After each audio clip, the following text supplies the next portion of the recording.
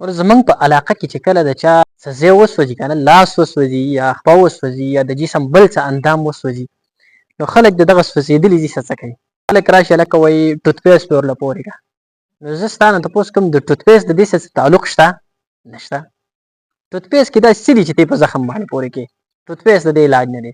ځینې خلک وایي نکریزه ورله پې پورې کړه، ځینې خلک صحیح په دې باندې پورې کوي، ځینې خلک په غوړو باندې، ځینې خلک په شاتو باندې. خو دا خبره زه تاسو ته وکړم، کله چې د انسان لاس وسوځېدلو یا څه بل ځای وسوځېدلو، نو د دې ټوت پیسټ علاج نه دی، نکریزه علاج نه دی، شهد غوړي صحیح وغیره دا شیزونه د دې علاج نه دی. اوس دا شیزونه چې د دې علاج نه دی، د دې سره به څه کړي؟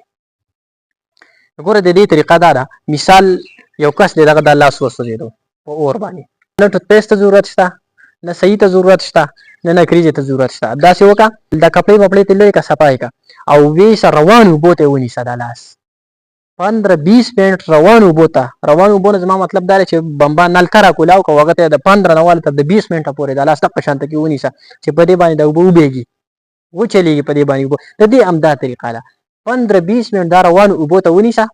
د هغه نه وروسته بیا دې له برنال یا نور برننګ ریلیف چې کوم کریم وغیره دي هغه ورله راوړه، دې باندې پورې کړه.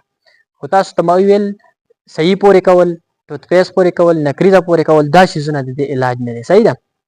روانې اوبو ته د 15 نه واله تر د 20 منټ پورې. خو تاسو ته ما دا یو خبره یاد وساتئ، روانې اوبه یادې کړلې، ولاړې اوبه نه. روانې اوبه هغه چې د بمبا یا نلکه تا کولاو کړې او مسلسل روانې بهېږي.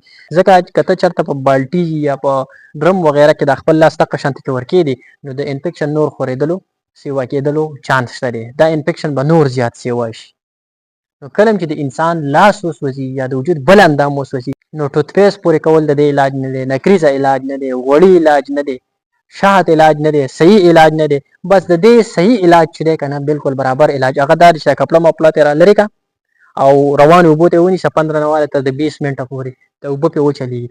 هغه نه وروسته برنال کریم یا نور داسې برننګ ریلیف چې کوم کریم په بازار کې مارکیټ کې ملاویږي هغه راوړه، دې باندې پورې کړه. بس همدا طریقه ده.